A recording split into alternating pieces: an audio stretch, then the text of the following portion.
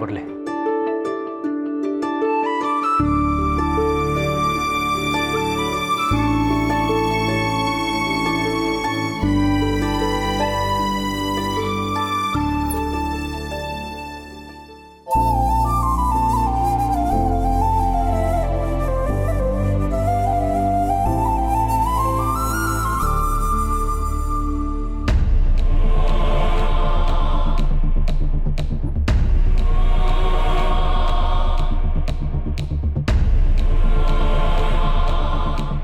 ನಾನು ನೆಮ್ಮದಿಯಾಗಿ ತಿನ್ಬೇಕೋ ಬೇಡವೋ?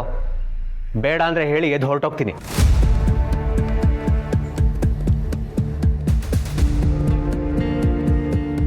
ನೀನು ನೆಮ್ಮದಿಯಾಗಿ ತಿನ್ನಲಿ ಅಂತಾನೆ ನಾನು ನಿನ್ನ ಪಕ್ಕ ಕೂರಕ್ಕೆ ಬಂದೆ ಕಣೋ. ಓಹೋ, ಇವತ್ತು ನೆನಪಾಯ್ತಾ ನನ್ನ ತಮ್ಮ ಅನ್ನೋ ವಿಷಯ? ಇಷ್ಟು ದಿನ ನಾನು ತಿಂದನೋ ಬಿಟ್ನೋ ಅಂತ ತಾತ್ಸಾರ ಮಾಡೋರಿಗೆ ಇವತ್ತು ತಮ್ಮ ಅನ್ನೋ ಪ್ರೀತಿ ಉಕ್ಕಿ ಹರಿತಾ ಇದೆ. ಇಲ್ಲ ಅಭಿ, ನಿನಗೆ ಬುದ್ಧಿ ಬರಲಿ ಅಂತ ಅಬ್ಬಾ, ಈ ಮನೇಲಿ ಎಲ್ಲರೂ ನನಗೆ ಬುದ್ಧಿ ಕಲಿಸವ್ರೆ.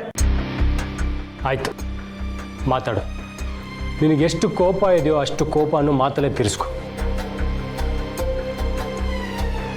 ನನಗೆ ಗೊತ್ತು, ನೀನು ಎಷ್ಟೇ ಕೋಪದಲ್ಲಿ ಮಾತಾಡಿದ್ರೂ ನಿನ್ನ ಮನಸ್ಸಲ್ಲಿ ನನಗೋಸ್ಕರ ಎಷ್ಟು ಚಡಪಡಿಸ್ತೀಯ ಅಂತ. ಪೂರ್ಣಿ, ಇಬ್ರಿಗೂ ಬಡಿಸು. ದೀಪಿಕಾ, ಏನು ನೋಡ್ತಾ ಇದೆಯಾ? ನಾನು ಕೂತಿದ್ದೀನಲ್ವಾ, ಬಡಿಸು.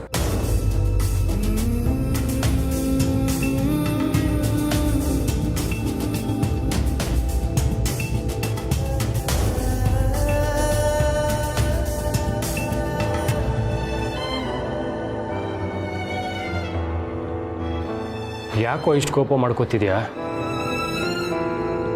ಇಷ್ಟು ಕೋಪ ಮಾಡ್ಕೊಳ್ಳೋ ಅಂಥದ್ದು ಏನಾಗಿದೆ ಈಗ? ನಿನ್ನೆ ನೀನು ಆಡಿದ ಮಾತುಗಳಿಗೆ ನಾವು ಕೋಪ ಮಾಡ್ಕೋಬೇಕು. ಈಗ ನೋಡಿದ್ರೆ ನೀನೇ ಕೋಪ ಮಾಡ್ಕೋತಿದ್ಯಾ. ನಾನು ನಿನ್ನೆ ಆಡಿದ ಮಾತು ಸರಿಯಾಗೇ ಇದೆ. ಅದನ್ನೆಲ್ಲ ನಾನು ಕೋಪದಲ್ಲಿ ಆಡಿದ್ದಲ್ಲ, ಯೋಚನೆ ಮಾಡಿ ಮಾತಾಡಿದ್ದು. ಯೋಚನೆ ಮಾಡಿದ್ಯಾ? ಯೋಚನೆ ಮಾಡಿ ಮನೆ ಒಡೆಯೋ ಮಾತಾಡಿದ್ಯಾ? ಮನೆ ಒಡೆಯೋದು ಅಂತ ಅರ್ಥ ಮಾಡ್ಕೊಂಡ್ರೆ ಅದು ನಿಮ್ಮ ಪ್ರಾಬ್ಲಮ್ಮು. ನನಗೆ ಗೌರವ ಇಲ್ದಿರೋ ಮನೇಲಿ ನಾ ಇರಲ್ಲ ಅಂತ ಹೇಳ್ತಾ ಇದ್ದೀನಿ ಅಷ್ಟೇ. ಈ ಮನೆಯಲ್ಲಿ ಎಲ್ರಿಗೂ ಎಲ್ಲರ ಮೇಲೆ ಗೌರವ ಇದೆ, ಅದಕ್ಕಿಂತ ಜಾಸ್ತಿ ಪ್ರೀತಿ ಇದೆ. ಅದನ್ನ ಅರ್ಥ ಮಾಡ್ಕೋಬಿ. ಇಂಥ ಮಾತುಗಳಿಗೆ ಏನು ಕಮ್ಮಿ ಇಲ್ಲ ಈ ಮನೇಲಿ. ಒಳಗೊಂದು ಹೊರಗೊಂದು, ಮನ್ಸಲ್ಲಿ ಏನೋ ಇರುತ್ತೆ, ಮಾತಲ್ಲಿ ಇನ್ನೇನೋ ಬರುತ್ತೆ. ಅಷ್ಟು ಪ್ರೀತಿ ಇರೋರೇ ಆಗಿದ್ರೆ ಕಂಪ್ನಿ ಲಾಸ್ ಆದ ತಕ್ಷಣ ನನ್ನ ಮುಂದೆನೇ ನನ್ನ ಜಾಗಕ್ಕೆ ಇನ್ಯಾರನೋ ಕರ್ಕೊಂಬಂದು ಕೂರಿಸಿ ಅವನ ಹತ್ರ ಕೆಲಸ ಕಲಿ ಅಂತ ಅವಮಾನ ಮಾಡ್ತಿರ್ಲಿಲ್ಲ.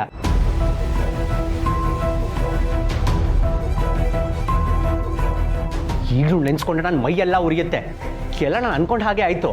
ಎಲ್ಲರೂ ಸೇರಿ ಒಂದೊಂದೇ ಹೆಜ್ಜೆ ನನ್ನ ತಲೆ ಮೇಲಿಟ್ಟು ನನ್ನ ಪಾತಾಳಕ್ಕೆ ತಳ್ಬಿಟ್ರಿ. ಅಭಿ, ತಿಂಡಿ ತಿನ್ನುವಾಗ ಯಾಕಿಷ್ಟು ಬೇಜಾರು ಮಾಡ್ಕೊತೀಯಾ? ಪ್ಲೀಸ್ ನೆಮ್ಮದಿಯಾಗಿ ತಿನ್ನು. ನೆಮ್ಮದಿನ? ಈ ಮನೇಲಿ ಇರೋವರೆಗೂ ನನಗೆ ಆ ನೆಮ್ಮದಿ ಸಿಗಲ್ಲ. ನನಗೆ ತಿಂಡಿನೂ ಬೇಡ, ಏನೂ ಬೇಡ.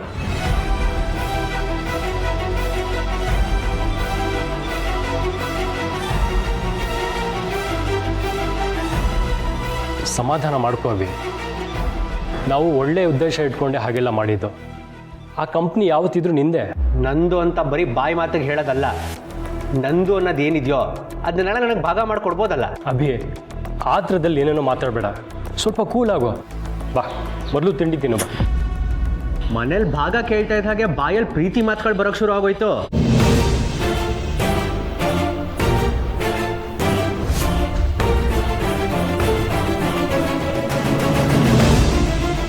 ನೀನು ಯಾವತ್ತು ನಮ್ಮ ಅಪ್ಪ ಅನ್ನಿಸ್ಕೊಂಡವ್ರ ಹೆಂಡತಿನ ಅಮ್ಮ ಅಂದ್ಯೋ ಅವತ್ತೇ ನಾನು ನಿನ್ನ ತಮ್ಮ ಅನ್ನೋದನ್ನ ಮರ್ತು ಬಿಟ್ಟೆ.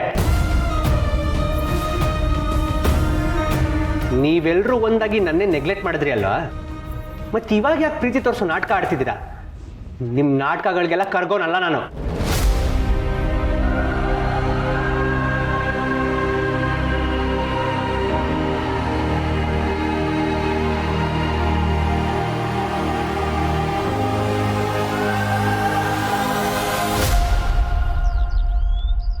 ಬಸು, ಬಸು,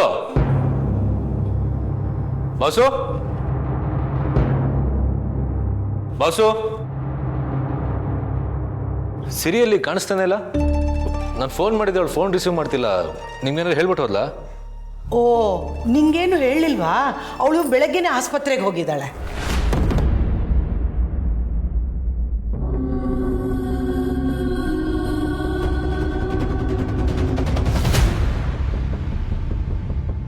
ಸಿರಿ, ಹಾಸ್ಪಿಟಲ್ಗೆ ಯಾಕೆ ಹೋಗಿದ್ದೆ? ಸಿರಿ, ನಿನ್ನೆ ಕೇಳ್ತಾ ಇರೋದು, ಮಾತಾಡು. ನನಗೆ ಒಂದು ಮಾತು ಹೇಳಿದೆ, ಹಾಸ್ಪಿಟಲ್ಗೆ ಯಾಕೆ ಹೋಗಿದ್ದೆ? ಏನಾಯ್ತಲ್ಲಿ? ಸಿರಿ,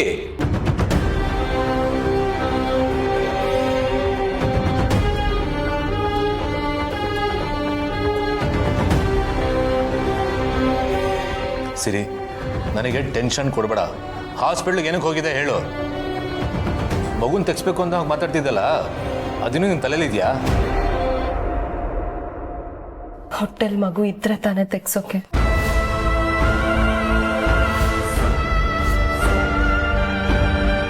ಏನು? ಏನ್ ಮಾತಾಡ್ತಾ ಇದೀಯ ನೀನು? ಡಾಕ್ಟರ್ ಹತ್ರ ಚೆಕಪ್ಪಿಗೆ ಹೋಗಿದ್ದೆ. ನಾನು ನಿನಗೆ ಅವತ್ತೇ ಹೇಳ್ದೆ ತಾನೆ, ಒಂದ್ಸರಿ ಡಾಕ್ಟರ್ನ ಕನ್ಸಲ್ಟ್ ಮಾಡೋಣ ಅಂತ. ನನ್ನ ಕನ್ಸೀವೇ ಆಗಿಲ್ಲ ಸಮರ್ಥ್. ಸುಳ್ಳು ಸುಳ್ಳು ಹೇಳ್ತಾ ಇದೆಯಾ ಸಿರಿ ನೀನು? ಇಲ್ಲ ಸಮರ್ಥ್, ಆ್ಯಕ್ಚುಲಿ ನನಗೂ ಈ ವಿಷಯದ ಬಗ್ಗೆ ಡೌಟ್ ಇತ್ತು. ಆದರೆ ನೀನೇ ಏನೇನೋ ಮಾತಾಡಿ ಮಗು ಬಗ್ಗೆ ಯೋಚನೆ ಮಾಡೋ ಹಾಗೆ ಮಾಡಿಬಿಟ್ಟೆ.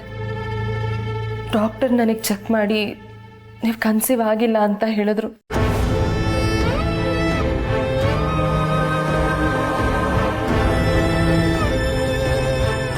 ನಿನಗೆಷ್ಟು ಬೇಜಾರಾಗ್ತಿದೆ ಅಂತ ನನಗೆ ಗೊತ್ತು ಸಮರ್ಥ್. ಆದರೆ ನೀನು ಕಂಡ ಕನಸುಗಳಿಗೆ ಬುನಾದಿನೇ ಇರಲಿಲ್ಲ. ನಾವು ಅವತ್ತೇ ಹೋಗಿ ಡಾಕ್ಟರ್ ಹತ್ರ ಚೆಕ್ ಮಾಡಿಸ್ಬಿಡ್ಬೇಕಿತ್ತು. ಬಾಸು, ನೀನು ನಿಜಾನೇ ಹೇಳ್ತಾ ಇದೀಯಾ? ಅಥವಾ ನಾವು ಮಗುನ ಸಾಕಕ್ಕಾಗಲ್ಲ ಅನ್ನೋ ಕಾರಣಕ್ಕೆ? ಇಂಥ ವಿಷಯದಲ್ಲಿ ಸುಳ್ಳು ಹೇಳಕ್ಕಾಗತ್ತಾ ಸಮರ್ಥ್? ಈ ರೀತಿ ಸುಳ್ಳು ಹೇಳಬೇಕು ಅನ್ನೋ ಹಾಗಿದ್ದಿದ್ರೆ ನಾನು ಮೊದಲನೇ ದಿನನೇ ಸುಳ್ಳು ಹೇಳ್ತಿದ್ದೆ. ಮಗುನ ನನ್ನ ಕೈಲಿ ಸರಿಯಾಗಿ ಸಾಕಕ್ಕಾಗಲ್ಲ ಅನ್ನೋದೇನೋ ಸತ್ಯ. ಆದರೆ ನನ್ನ ಹೊಟ್ಟೆನಲ್ಲಿ ಮಗು ಇಲ್ಲ ಅನ್ನೋದು ಅಷ್ಟೇ ಸತ್ಯ ಸಮರ್ಥ್.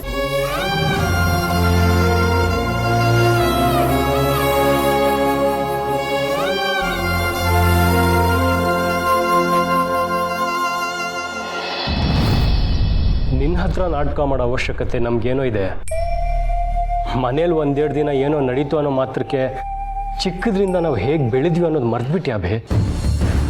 ಮರ್ತಿರೋದು ನೀನು. ಅವತ್ತು ಆ ಅಮ್ಮನ ಪರವಾಗಿ ಮಾತಾಡ್ತಾ ನನ್ನ ಎಷ್ಟು ನೆಗ್ಲೆಕ್ಟ್ ಮಾಡಿದೆ. ಅವತ್ತಿಂದ ನಾನು ನಿನ್ನ ಜೊತೆಗೆ ಮತ್ತೆ ಮಾತಾಡ್ಬೋದು, ಮತ್ತೆ ಚೆನ್ನಾಗಿರ್ಬೋದು ಅಂತ ಎಷ್ಟು ಒದ್ದಾಡ್ತಿದ್ದೆ. ಆದರೆ ನಿನಗದು ಯಾವುದು ಕಾಣಿಸ್ಲಿಲ್ಲ.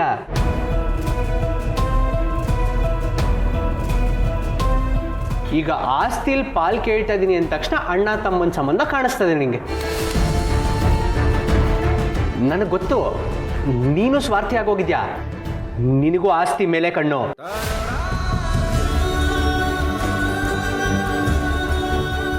ಅಭಿ, ನನಗೆ ಆಸ್ತಿ ಮೇಲೆ ಕಣ್ಣಿದ್ಯಾ? ಹಾಗಿದ್ದಿದ್ರೆ ನಿನ್ನ ಕಂಪ್ನಿ ಲಾಸ್ ಆದಾಗ ನಾನು ನಿನ್ನ ಸಪೋರ್ಟಾಗಿ ನಿಲ್ಬೇಕಾಗಿರ್ಲಿಲ್ಲ. ನನ್ನ ಪಾಡಿಗೆ ನಾನು ನನ್ನ ಕಂಪ್ನಿ ನೋಡಿಕೊಂಡು ಸುಮ್ಮನಿರ್ಬೋದಿತ್ತು. ಅದನ್ನೇ ನಾನು ಹೇಳ್ತಿರೋದು. ನಿನ್ನ ಸಪೋರ್ಟ್ ನನಗೆ ಬೇಕಾಗಿರಲಿಲ್ಲ. ನಿನ್ನ ಪಾಡಿಗೆ ನೀ ಇದ್ದಿದ್ರೆ ಲಾಭನೋ ನಷ್ಟನೋ ನನ್ನ ಕಂಪ್ನಿನ ನಾನು ನೋಡ್ಕೊಂಡಿರ್ತಿದ್ದೆ.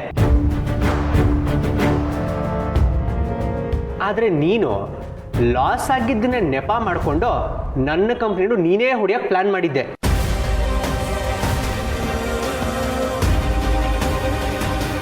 ಆದರೆ ನಾನೀಗ ಭಾಗ ಕೇಳಿದ ತಕ್ಷಣ ನಿನ್ನ ಪ್ಲಾನ್ ಎಲ್ಲ ಯಾವುದು ವರ್ಕ್ ಆಗಲ್ಲ ಅಂತ ಈ ಥರ ನಾಟಕ ಆಡ್ತಿದ್ಯಾ? ಅಭಿ, ನಾಲ್ಗೆ ಬಿಗಿ ಹಿಡ್ ಮಾತಾಡು.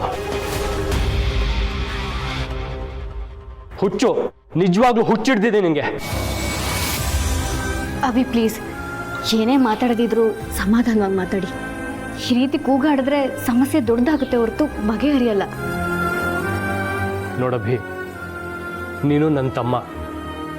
ನನಗೆ ನಿನ್ಕಿಂತ ಈ ಆಸ್ತಿ ದೊಡ್ಡದಲ್ಲ, ಈ ಮನೆ ಮರ್ಯಾದೆಕ್ಕಿಂತ ಅಂತಸ್ತು ದೊಡ್ಡದಲ್ಲ. ಆದರೆ ಇದೆಲ್ಲ ನಿನ್ಗೆ ಯಾವಾಗ ಅರ್ಥ ಆಗುತ್ತೋ ನನಗೆ ಗೊತ್ತಿಲ್ಲ. ಅಭಿ, ನೀನು ಒಬ್ಬ ನನ್ನ ಜೊತೆಲಿದ್ರೆ ಸಾಕು, ನಿನ್ನ ಪ್ರೀತಿ ಇದ್ರೆ ಸಾಕು. ಈ ಆಸ್ತಿ, ಅಂತಸ್ತು, ಅಧಿಕಾರ, ಕಂಪ್ನಿ ಇದು ಯಾವುದು ನನಗೆ ಬೇಕಾಗಿಲ್ಲ. ಓಹೋ ಹೌದಾ, ಬಹಳ ಚೆನ್ನಾಗಿ ಮಾತಾಡ್ತೀಯ. ಆದ್ರೆ ಮಾತಾಡ್ದ ಹಾಗೆ ನಡ್ಕೊಳ್ಳೋದು ಕಷ್ಟ. ಈ ಆಸ್ತಿ ಅಂತಸ್ತು ಯಾವುದು ನನಗೆ ಬೇಕಾಗಿಲ್ಲ ಅಂದ್ರೆ ಎಲ್ಲ ನನ್ನ ಹೆಸರಿಗೆ ಬರ್ದ್ಬಿಡು ಅಂತೀನಿ. ಬರೀತ್ಯಾ?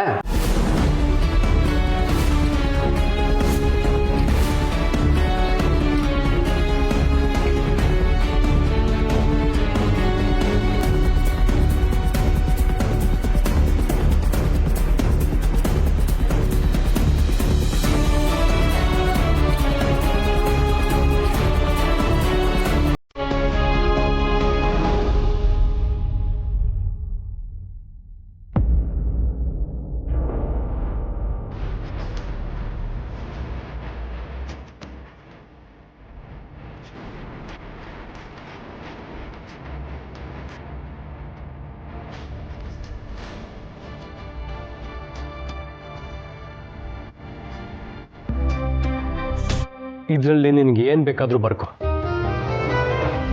ಆಸ್ತಿ, ಅಂತಸ್ತು, ಕಂಪನಿ, ನನ್ನ ಅಕೌಂಟಲ್ಲಿರೋ ಒಂದೊಂದು ಪೈಸಾನೋ ನಿಂದೆ ಅಂತಾನೆ ಬರ್ಕೊ.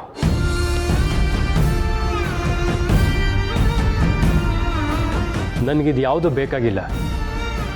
ನನಗೆ ಬೇಕಾಗಿರೋದು ನೀನು. ದಯವಿಟ್ಟು ಈ ಮನೆ ಬಿಟ್ಟು ಹೋಗ್ತೀನಿ ಅನ್ನೋ ಯೋಚನೆನೂ ಮಾಡಬೇಡ. ನಮ್ಮಿಂದ ದೂರ ಆಗ್ಬೇಡ ಅಭಿ.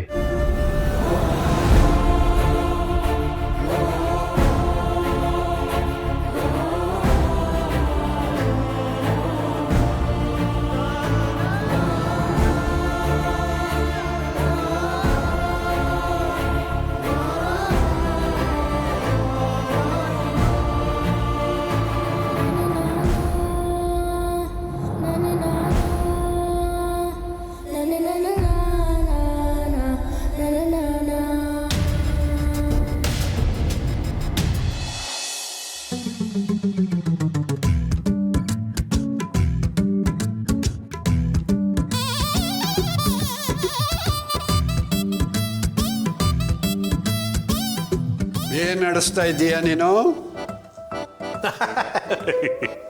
ನಾನೇನ್ ನಡೆಸ್ತಾ ಇದ್ದೀನಿ? ನಾನ್ ನಡೀತಾ ಇದ್ದೀನಿ ಅಷ್ಟೇ. ಏಯ್, ಸುಳ್ಳು ಹೇಳಬೇಡ. ನಾನು ಗಮನಿಸ್ತಾನೇ ಇದ್ದೀನಿ. ನೀನು ಆ ಓಡ್ ಹೋದವಳು ಸೇರ್ಕೊಂಡು ಏನೋ ಪಿತೂರಿ ನಡೆಸ್ತಾ ಇದ್ದೀರಾ? ಹೇಳ್ತೀಯೋ ಇಲ್ವೋ? ಎಂತ ಮಾತಾಡ್ತೀರಿ ದತ್ತಣ್ಣ?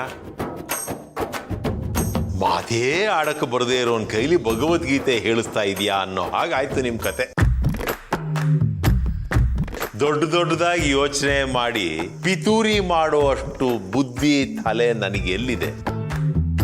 ಏನೋ ಸಣ್ಣ ಪುಟ್ಟ ಕೆಲಸ ಮಾಡ್ಕೊಂಡು ಓಡಾಡ್ಕೊಂಡು ಇದ್ದೀನಿ ಅಷ್ಟೇ.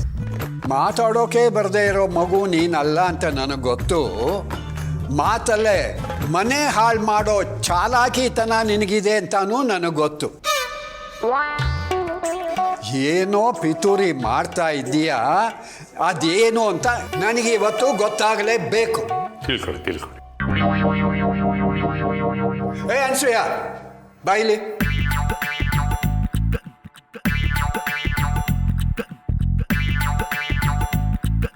ನೀನು ನಿನ್ನ ಹೆಂಡತಿ ತಲೆ ಮೇಲೆ ಕೈ ಇಟ್ಟು ಪ್ರಮಾಣ ಮಾಡಿ ಹೇಳು. ಕದ್ದು ಮುಚ್ಚಿ ಏನು ಪಿತೂರಿ ಮಾಡ್ತಾ ಇಲ್ವಾ?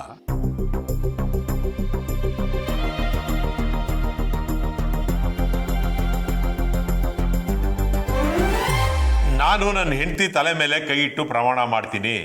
ನಾನು ಆ ಥರ ಏನೂ ಯೋಚನೆ ಮಾಡ್ತಿಲ್ಲ. ನಾನು ಏನೇ ಯೋಚನೆ ಮಾಡಿ ಯಾವುದೇ ಕೆಲಸ ಮಾಡಿದ್ರು ಎಲ್ಲವೂ ನಿಮ್ಮ ಒಳ್ಳೇದಕ್ಕೆ ಮಾಡ್ತಾ ಇದ್ದೀನಿ. ಈಗಲಾದರೂ ನಂಬಿಕೆ ಬಂತ ದತ್ತಣ್ಣ ಅವರೇ? ಅಥವಾ ನಿಮ್ಮ ತಲೆ ಮೇಲೆ ಕೈ ಇಟ್ಟು ಬೇಡ ಅಲ್ಲ? ಬರ್ತೀನಿ. ರೀ, ನನ್ನ ಮೇಲೆ ಪ್ರಮಾಣ ಮಾಡ್ಬಿಟ್ರಲ್ರಿ? ತಾತ, ಏನಿದೆಲ್ಲ? ಹೆಂಡತಿ ತಲೆ ಮೇಲೆ ಕೈ ಇಟ್ಟು ಪ್ರಮಾಣ ಮಾಡಿಬಿಟ್ನಲ್ಲ, ಇವನಷ್ಟು ಒಳ್ಳೆಯವನ ಅಥವಾ ಹೆಂಡತಿ ಮೇಲೆ ಪ್ರಮಾಣ ಮಾಡಿ ಸುಳ್ಳು ಹೇಳೋಷ್ಟು ಕೆಟ್ಟವನ? ಎರಡರಲ್ಲಿ ಒಂದು ನಿಜ ಇರಬೇಕು. ನನಗೇನೋ ಎರಡನೇದೇ ನಿಜ ಅಂತ ಅನ್ನಿಸ್ತಾ ಇದೆ.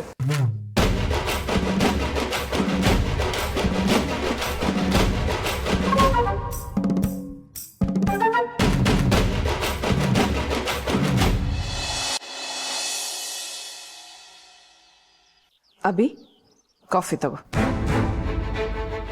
ನೀವ್ಯಾರು ನನಗೆ ಕಾಫಿ ತಂದು ಕೊಡೋದಕ್ಕೆ? ನಾನು ಕೇಳಿದೆ ನನಗೆ ಕಾಫಿ ಬೇಕು ಅಂತ. ನೀವು ನನಗೆ ಸೇವೆ ಮಾಡೋ ಅಗತ್ಯ ಇಲ್ಲ. ಮಗನ ಕಾಫಿ ತಂದ್ಕೊಡೋದು ಸೇವೆ ಅಲ್ಲ, ಪ್ರೀತಿ.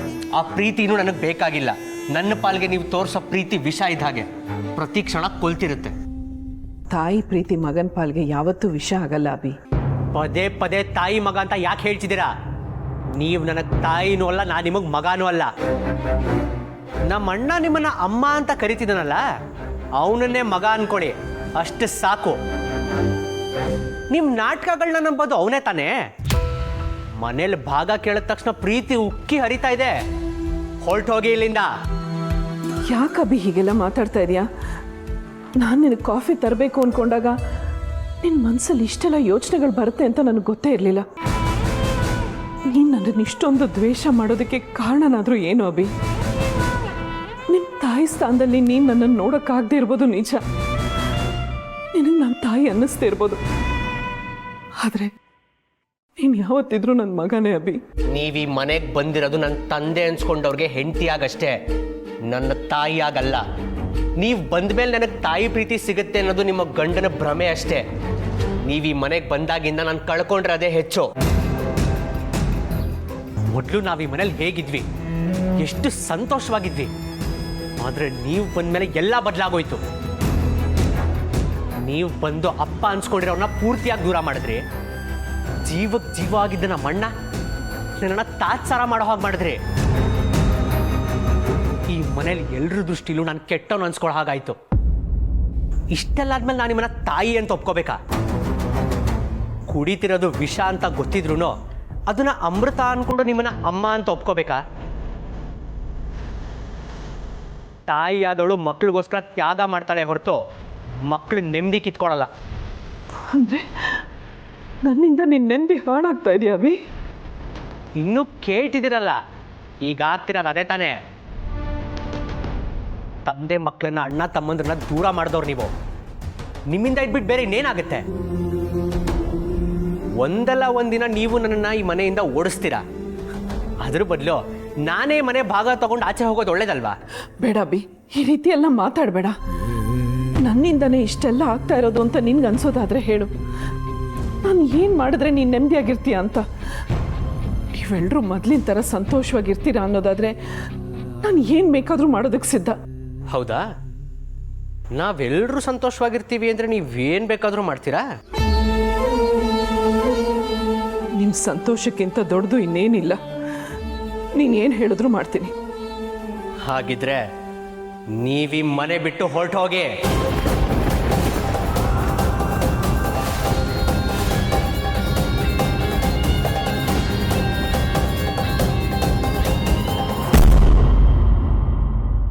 ಏನು ಯೋಚನೆ ಮಾಡ್ತಿದ್ದೀರಾ? ನಾನು ಹೇಳಿದ್ ಕೇಳಿಸ್ಲಿಲ್ವಾ? ನಾವೀ ಮನೇಲಿ ಮೊದಲಿನ ಥರ ಇರಬೇಕು ಅಂದರೆ, ಅಣ್ಣ ತಮ್ಮ ಅಪ್ಪ ಮಕ್ಕಳು ಸಂತೋಷವಾಗಿ ಬಾಳಬೇಕು ಅಂದರೆ ನೀವೀ ಮನೆ ಬಿಟ್ಟು ಹೊರಟೋಗ್ಬೇಕು. ನೀವು ಹಾಗೆ ಹೋಗಿದ್ದೆ ಆದರೆ ನಾನು ಈ ಮನೇಲಿ ಭಾಗ ಕೇಳಲ್ಲ. ನಿಜ ಹೇಳ್ತಾ ಇದೆಯಾ ಅಭಿ? ನನ್ನಿಂದನೇ ಈ ಮನೆಯಲ್ಲಿ ಇಷ್ಟೆಲ್ಲ ತೊಂದರೆ ಆಗ್ತಾ ಇದೆಯಾ? ನಾನು ಇಲ್ಲಿರೋದ್ರಿಂದನೇ ನೀವೆಲ್ಲ ಬೇರೆ ಆಗ್ತಾ ಇದ್ದೀರಾ? ನೋಡು, ನಿನಗೆ ಹಾಗೆ ಅನಿಸಿದ್ದೆ ಆದರೆ ನಾನು ನೀನು ಹೇಳ್ದಾಗೆ ಮಾಡ್ತೀನಿ. ನೀವೆಲ್ಲರೂ ಒಗ್ಗಟ್ಟಾಗಿ ಈ ಮನೆಯಲ್ಲಿ ಸಂತೋಷವಾಗಿರ್ತೀನಿ ಅಂದರೆ ಹೇಳು. ಈ ಮನೆಯನ್ನು, ಈ ಊರನ್ನೇ ಬಿಟ್ಟು ಹೋಗ್ತೀನಿ.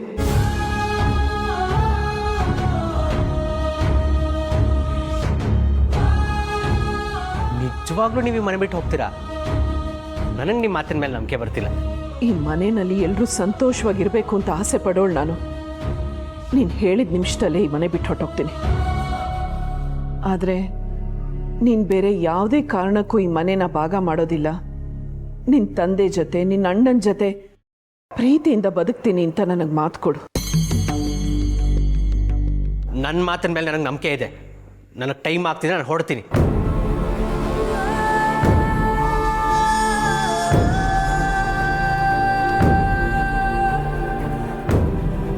ನಾನು ಈ ಮನೆ ಭಾಗ ಮಾಡಲ್ಲ ಅಂದರೆ ನೀವೀ ಮನೆ ಬಿಟ್ಟು ಹೋಗೋದು ನಿಜ ಅಲ್ವಾ? ಸರಿ, ಹಾಗಾದರೆ ಈ ಮಾತು ನಿಮಗೆ ನೆನಪಿರಲಿ, ಸಮಯ ಬಂದಾಗ ಇದು ನಿಜ ಆಗಬೇಕು. ನಾನು ಹೇಳಿದ ಕ್ಷಣದಲ್ಲೇ ನೀವೀ ಮನೆ ಬಿಟ್ಟು ಆಚೆ ಹೋಗಬೇಕು.